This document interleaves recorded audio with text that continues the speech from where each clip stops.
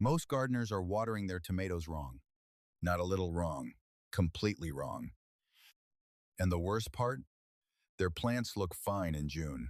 Green leaves, healthy stems, everything seems good. Then August hits, and the tomatoes start rotting from the bottom, cracking open after every rain, dropping off the vine before they even ripen. And the gardener stands there thinking they need better fertilizer, better soil, a better variety. But the soil is not the problem. The fertilizer is not the problem. The water is.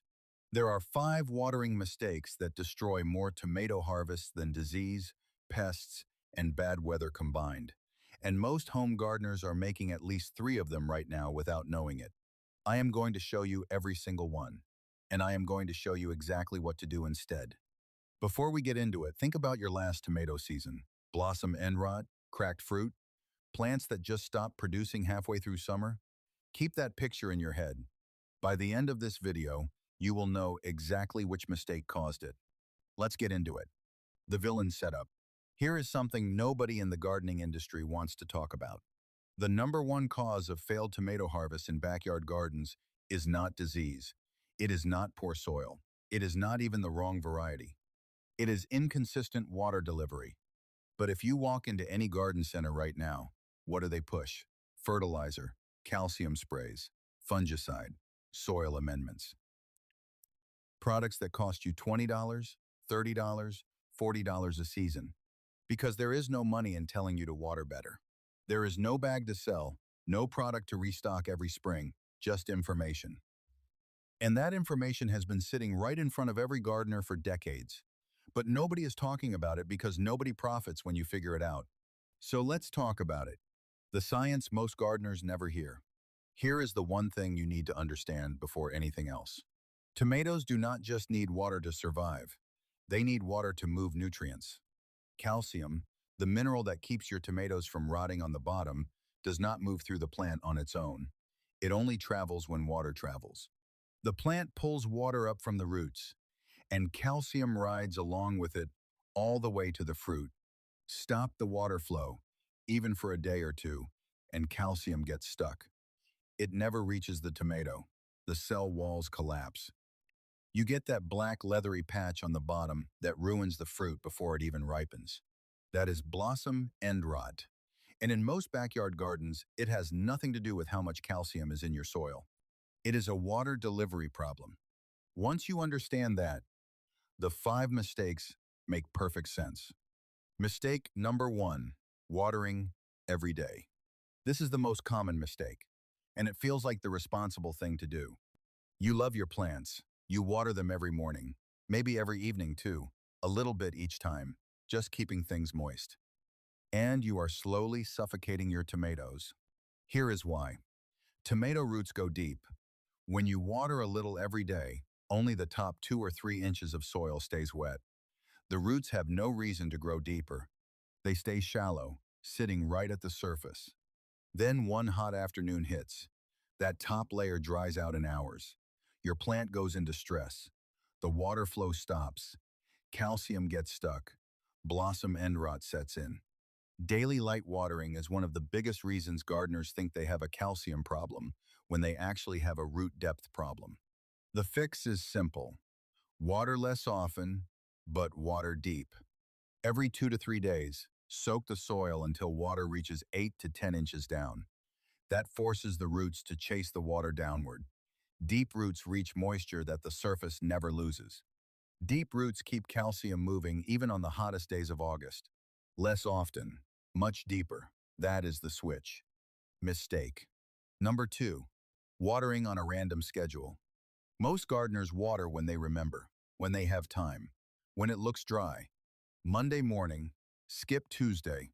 Wednesday evening, nothing Thursday. Big soak on Friday.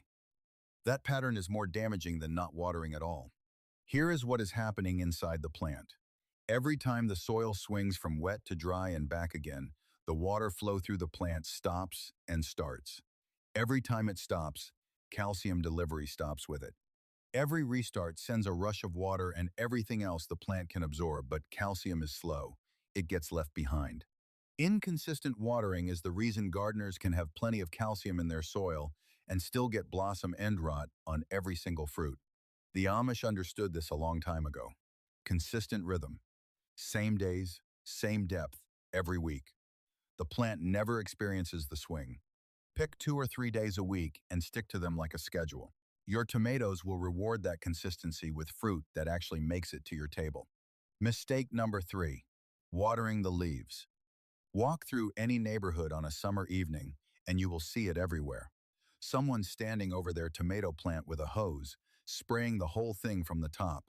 Leaves, stem, fruit, all of it dripping wet. And by next week, they will be wondering why their plant has spots.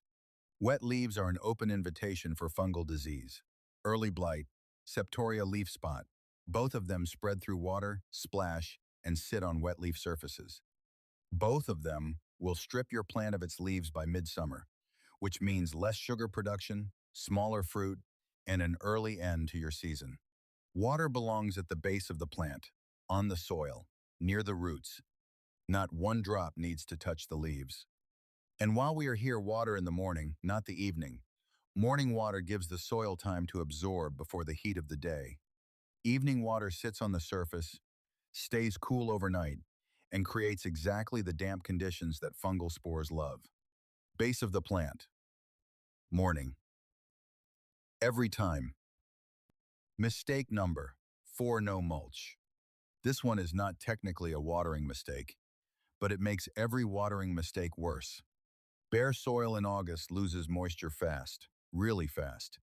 The top few inches can dry out within hours of watering. That means even if you watered correctly this morning, by afternoon your plant is already fighting for moisture again. 4 to 6 inches of straw, dried leaves, or wood chips around every tomato plant changes everything. Mulch keeps the soil temperature 5 to 10 degrees cooler. It slows evaporation, so the moisture from your last watering actually stays in the root zone. And as it breaks down, it feeds the microbes and earthworms that keep your soil alive. Thick mulch is what turns a good watering schedule into a consistent one. Without it, you are fighting the sun every single day and losing. Keep the mulch about 2 inches away from the stem so the base stays dry. Cover everything else. Mistake number 5, ignoring the soil before you water. Most gardeners water on feeling. It looks dry. It has been a few days. Better water just in case. And they end up overwatering. Roots sitting in waterlogged soil cannot absorb oxygen. A plant that cannot breathe at the root level will wilt, yellow, and stop producing even with plenty of water around it. Before you water, push your finger 4 inches into the soil near the base of the plant. Still damp? Wait, come back tomorrow. Dry at 4 inches? Water now. Water deep. That 4-inch test takes 5 seconds. It has saved more tomato harvest than any product on the shelf at any garden center because it removes the guesswork. You stop watering on schedule and start watering on reality. Your plant tells you what it needs. You just have to ask. The full system. So here is what the right watering routine actually looks like. Every 2 to 3 days, push your finger 4 inches into the soil. If it is dry, water at the base of the plant in the morning. Soak it, we are talking deep, not damp. Then walk away. 4 to 6 inches of mulch sits around every plant, keeping that moisture locked in until the next watering day. No wet leaves, no random schedules, no daily sprinkle. That is it. No products, no sprays, no expensive equipment. Just consistent, deep, intentional water delivery. That is what moves calcium from the soil into the fruit. That is what stops blossom, end rot, cracking, and early plant collapse. That is what keeps your plants producing right up until the first frost, instead of burning out in August.